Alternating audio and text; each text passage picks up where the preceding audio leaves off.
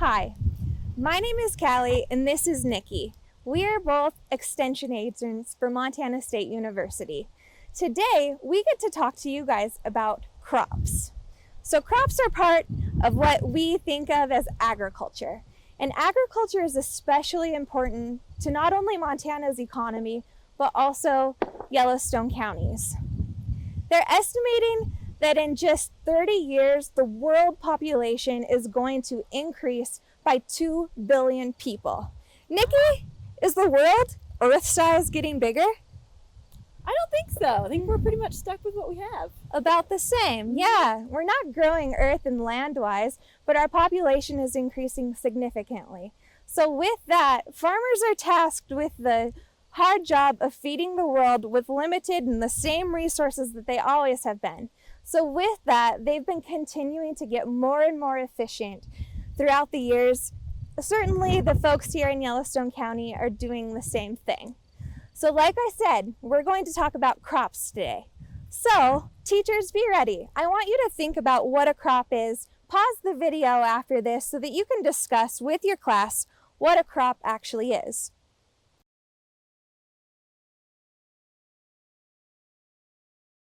For the purpose of this question, Nikki, can you help me? What do you think the definition of a crop would be? Well, a crop would be a plant, Yes. probably. And if it was a plant that's going to feed the world, it had to be something we eat. So I would say crops are probably a plant that we grow for food. That's absolutely right. I think that that is a great definition and a great answer. So yes, a crop is a plant that is grown for food.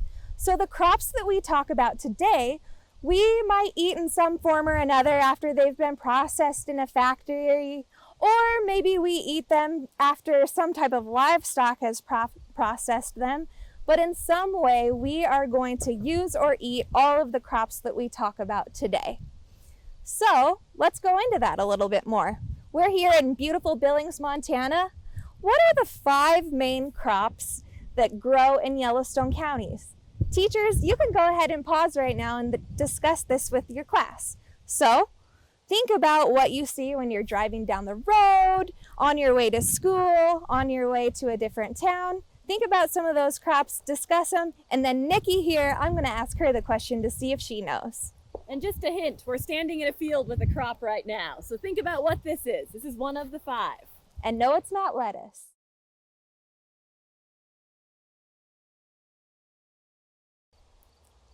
Okay, I hope that you guys had time for good discussion.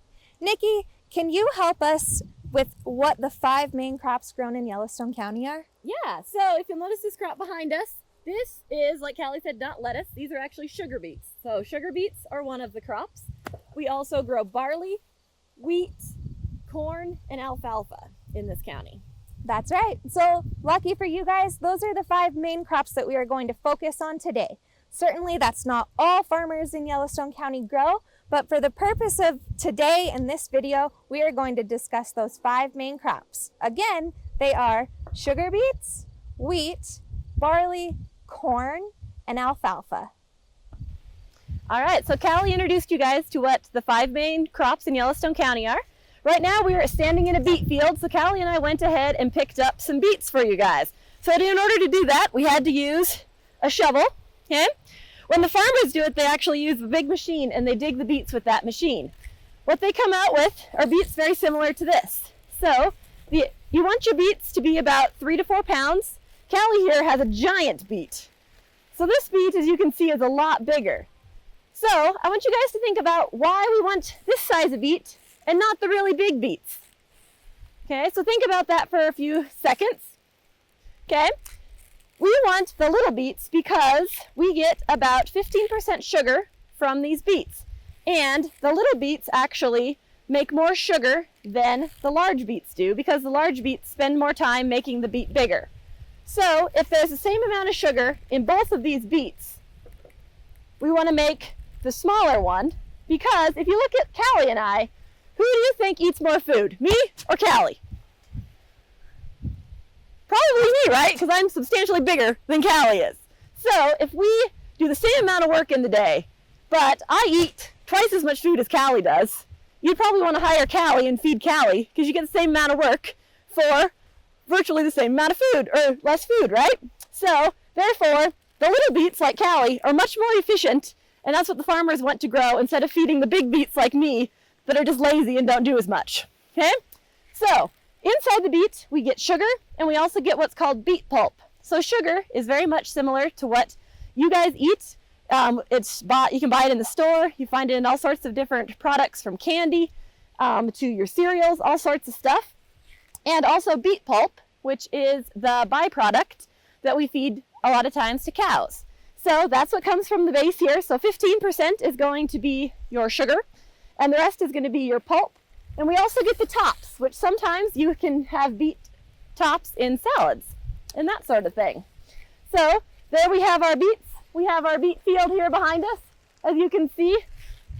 And our products that we get from beets are going to be things like your sugar and your sugar type cereals and biscuits. So if we have 15% of a 4-pound beet is sugar, teachers, I want you to go through with your class and try to figure out how much sugar is in a 4-pound beet. So go ahead and do that math problem in your classroom right now.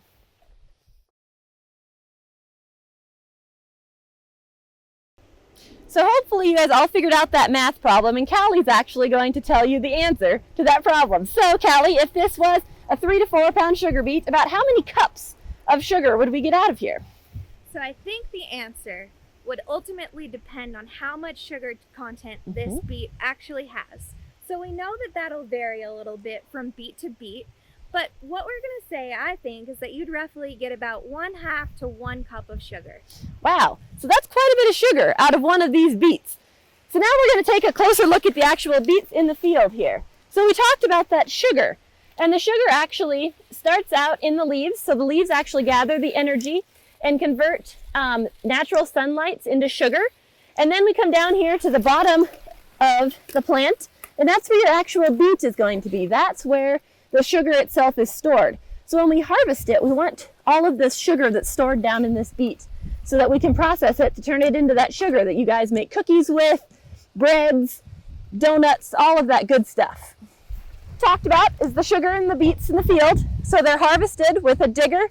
They then get sent oftentimes into Billings here, into the processing plant, where they process it into actual sugar.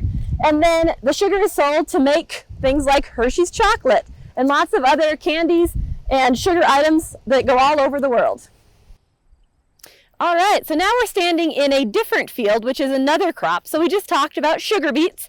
And so if we look out here, this is what's called a stubble field. So you can tell it's kind of this gold and brown color. And before it was harvested, this was actually growing in this field. So teachers, I want you to pause the video, and class, see if you can guess what this plant is. Okay, let's go ahead and pause your video.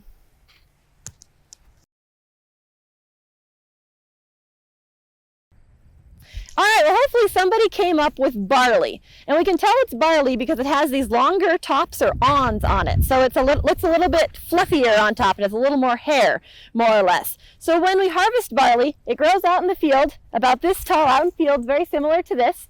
We come along with a big machine called a combine. We cut it and we take it to the elevator. At the elevator, we then turn it in. So we get this barley, such as this. We then take it to that elevator. From the elevator, it goes and is processed into some different foods. Callie, what do you think we make out of barley?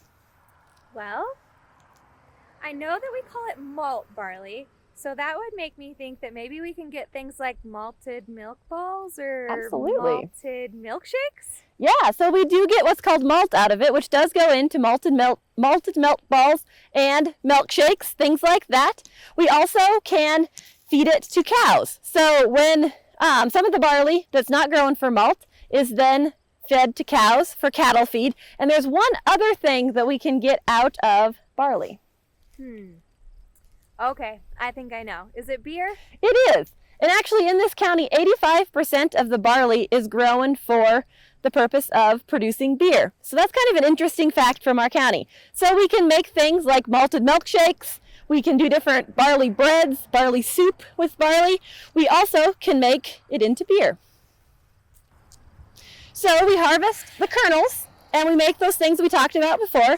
We also harvest the bottom part of the plant, which is this part, the stalk, for straw. And we use straw for different things. We can put it in scarecrows. We also can feed it to our cows, and our cows use it a lot of times for bedding. So we'll see it in the pens when you walk around fair. You probably see some straw in there. You might see it if you go to a farm. You see the cows laying on it for bed. So it makes kind of a nice soft mattress for the cows. So straw is another thing that we can get out of barley fields. So we just talked about barley. Before that, you'll remember we talked about sugar beets. Now we're moving on to the third crop, which is this here, which looks a little bit like barley, except it has less awns on it, so the awns are shorter. Can anyone guess what this would be? Yes, hopefully somebody guessed it. This is called wheat. In this county, we grow, or in Montana, we grow 3 different kinds of wheats, primarily. Callie, can you tell me what those kinds of wheats are? I can. One would be hard red winter wheat, 2 would be hard red spring wheat, and 3 would be durum.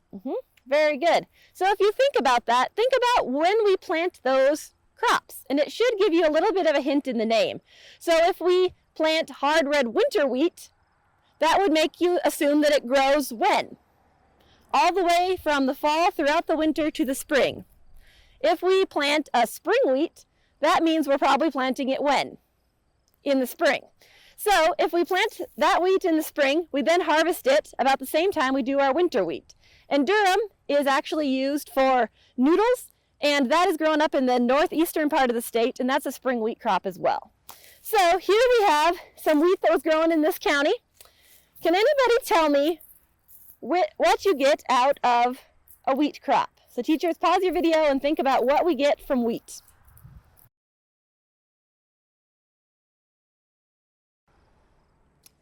Great, so hopefully someone came up with the word flour, okay? Flour is what we use when we cook things like bread, cookies, any of the things that you put flour in, that all comes from a wheat plant. So when we harvest the wheat plant, what we actually do is we take off the top part of the plant, which has these kernels in it. So we harvest the top part of the plant, a big combine comes along, it cuts it off, and then it shakes this really hard. As it shakes this, the kernels actually fall out into the tank. That tank then is emptied into a grain cart, which takes it to a truck. So you oftentimes see trucks driving down the road. Okay, so we take it from a truck, and then we take it to an elevator. From the elevator, they're loaded out into something that I want you guys to think about what sort of vehicle it could be. So it's not a truck, because we already hauled it. It's bigger than a truck, and it doesn't fly. So teachers, pause and see if you can think of what we load the grain into then.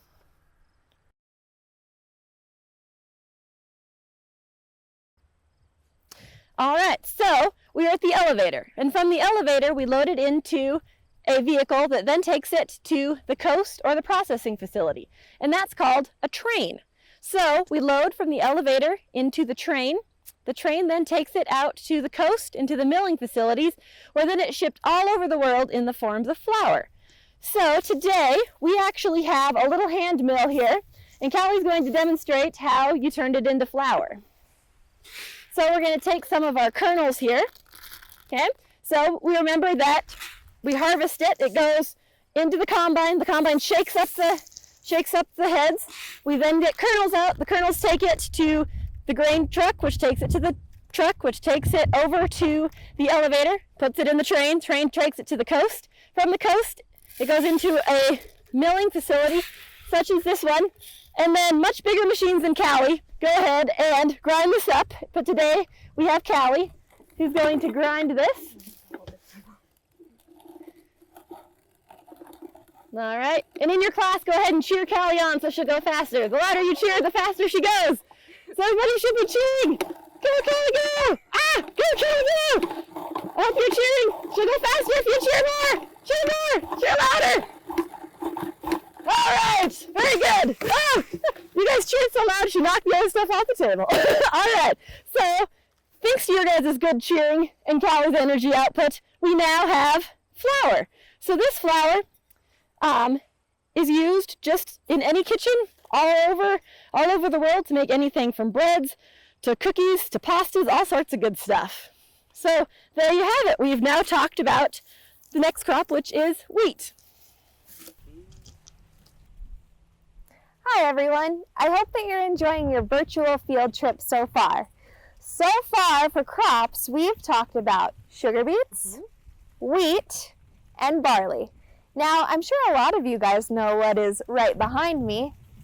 You're absolutely right if you're thinking corn. Now, my question though is, do you think that this is sweet corn? Sweet corn, that's something that we probably saw a lot of. Maybe you guys grew it in your gardens this year. Maybe you know someone that did. Nikki, is this sweet corn? Well, I think probably not. No, it's not considered sweet corn. Yeah, probably not is right. If you were to take a bite out of this guy, it wouldn't taste very good. It certainly wouldn't be sweet, and it'd be pretty starchy and just kind of yucky, to be honest.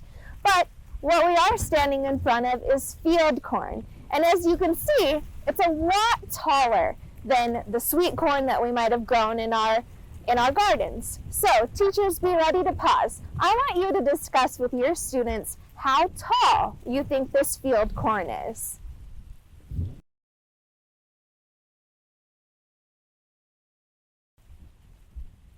Okay. Now that you've had a chance to talk about this, I'll give you a little bit of a hint, and maybe some of you might want to change your answer. Nikki, right here, is about 6 feet tall. So what do we think? It's a little windy. Okay. All right. So if you guessed somewhere around maybe 8 feet tall, that's probably about what we're working with on this. Now it can be shorter and it can surely be taller, but for the most part, it's going to be taller than our sweet corn that we're used to eating, just corn on the cob. Now, there are 4 main types of corn. I talked about field corn, or some people call it dent corn. We also talked about sweet corn. And there's also popcorn, and there's also something called flint corn. Now, popcorn, we know what that's for. This isn't popcorn. We don't grow any of that in Montana. But there's also flint corn, and mainly what that's used for is decorations. So maybe around Thanksgiving time, you might see that colorful corn with brown and orange kernels and that kind of thing. That's what we call flint corn. Okay, but for the purpose of this video, we want to talk about what's growing in Yellowstone County. And in this case, it's mainly this field corn behind me. Now, corn can be used for several uses, so I want you to think about what corn is used for. I'll give you one hint. The main use for corn, field corn across the board, not only in Yellowstone County, not only in Montana, not only in the U.S., is one thing, and that's to feed livestock. We know we have a lot of livestock, especially cattle in Montana, and that's primarily what corn is used for. But there are some other uses. So teachers, go ahead and take the opportunity to pause right now and think about some other uses of corn.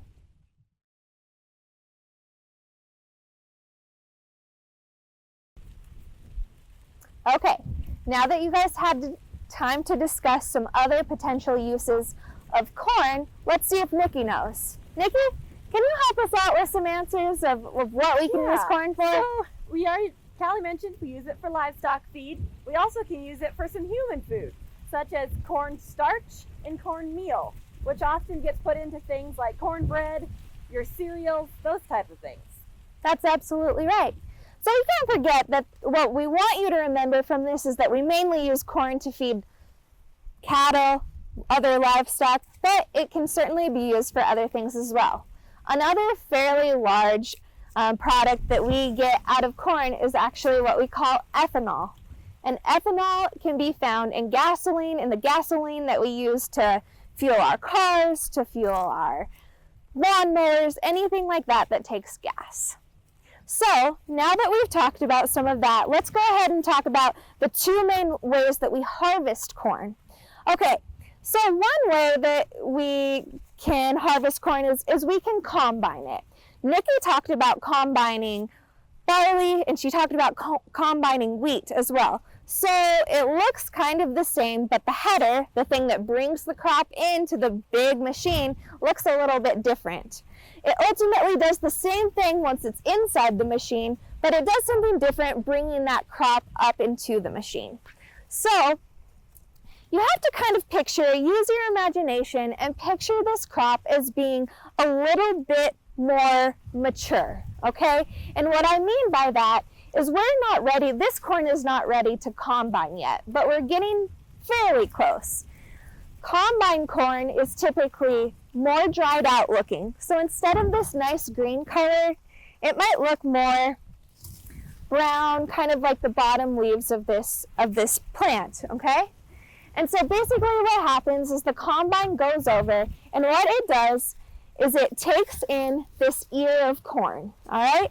And so then what happens is it's able to get this entire husk off of the corn, and it shakes it more or less like the combine shakes the barley or the wheat plant, and it gets these kernels of grain off of the cob and into a big pile. So you have a group of corn that looks something like this, but on a much larger scale. And we use this or some form of this to feed cattle. It provides nice high energy feed for those animals.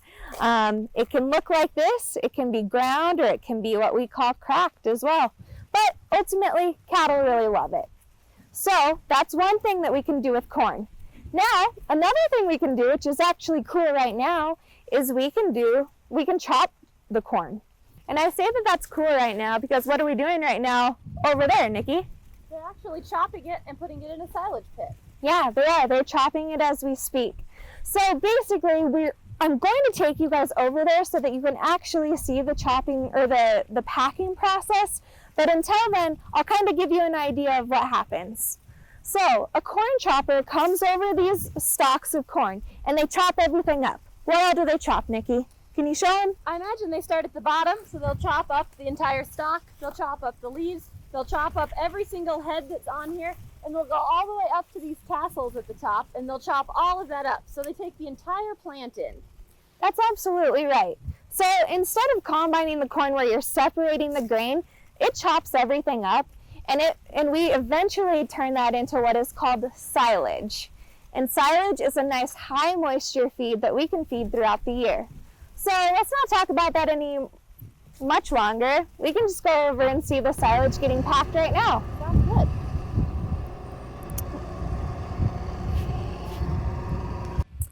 Okay, awesome. So here we are. We are at the silage pit. So this is the end product of corn that's been chopped. Remember what I said? Everything gets chopped. The tassel gets chopped, the leaves get chopped, the stalk gets chopped, the cob gets chopped, everything gets chopped up and hauled into this silage pit. Like I said, it's a very nice high moisture feed. So what's happening behind us is that one of our farmers here in Yellowstone County is packing this silage down tight.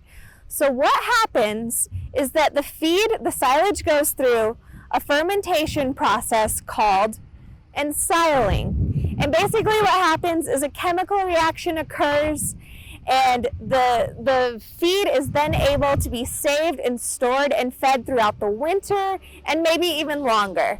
So let's take a look at this silage. Nikki, can you bring some over?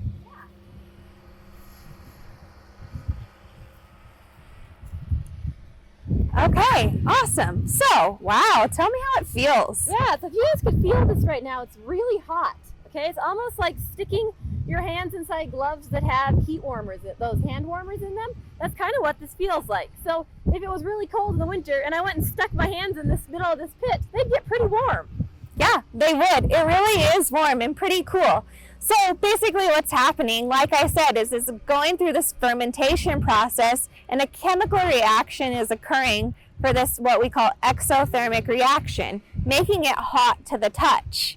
Now, once it gets done going through that fermentation process, it won't always be hot.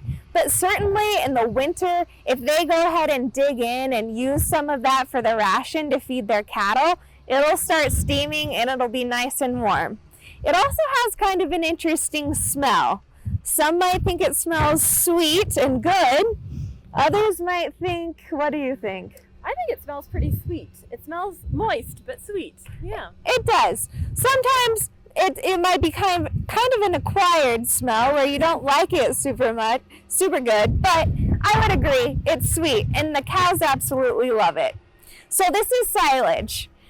We talked about corn, we talked about how you can combine it or you can chop it. And the thing, like I said at the beginning, that you need to remember is that we ultimately use the majority of the corn in this county to feed our cattle.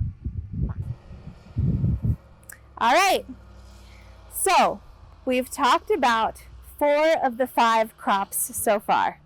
We talked about, to recap, let's not forget, 1 is sugar beets, 2, Barley.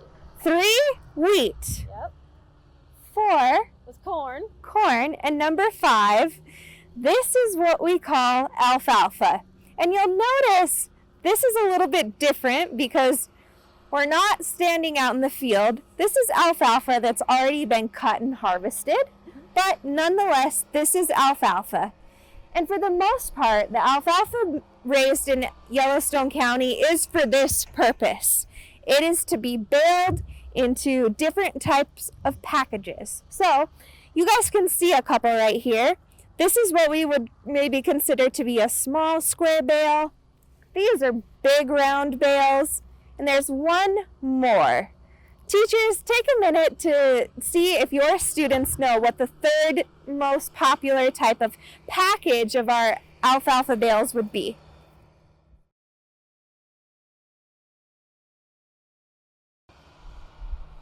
All right, Nikki, can you help us out? What other kind of package would we see this in? A small square, a large round, and we also have what's called a large square. So it's a jumbo-sized version of this little square here. Yeah, absolutely. So before we talk about how these are used differently to feed our animals, let's talk a little bit about how it's harvested. So how many of you guys, you can raise your hand in your classroom, how many of you guys have ever helped your parent or someone you know mow the lawn?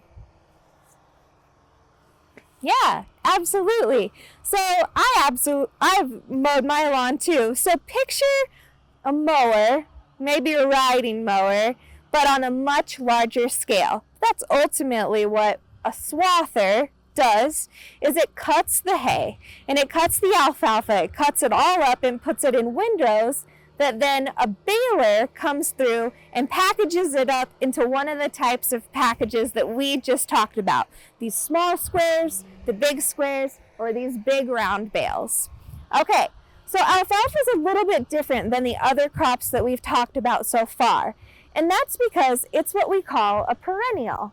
So can you tell us, Nikki, explain a little bit what the difference between a perennial and an annual is? Yeah, so annuals are those crops that we've talked about already. So barley, wheat for the most part, as well as your corn are going to, and your sugar beets are going to be annuals. So annuals grow for 1 year. They grow annually. So you plant them in the spring and they don't overwinter. You plant them, they grow, and then they die or are harvested. The perennials actually grow from year to year. So they're like your grass. So they grow over winter. So like grass or trees are considered perennials, as is alfalfa. Yeah, absolutely. Thank you. You're welcome. So yes, alfalfa is a perennial. Well, where we can get multiple cuttings on certain years, or if we irrigate it, we can cut it more than once and harvest it more than once per year. And if all things are right, which more times than not they are, it'll be dormant over the winter and then come back that following spring so that we can start the process over again. So we don't have to plant alfalfa every year, right? No, we don't. That's really cool. It is. A lot of times farmers do rotate it eventually, but certainly not after the first year, maybe after 4 years or something like that. Yeah. So alfalfa is one of the crops that we don't usually eat directly. And certainly in Yellowstone County, when we're harvesting alfalfa, it's not something that we're eventually going to just eat like this, right? But we might eat it in some form or another. Remember at the beginning I talked about a lot of these crops would be processed differently? Well, these are going to be processed by livestock, okay? So, teachers, in your teacher guide, we have provided a story problem that kind of lays out how much forage or how many cows could eat one of these bales. So I want you guys to take a minute and talk about that with your class. And then we will discuss that here.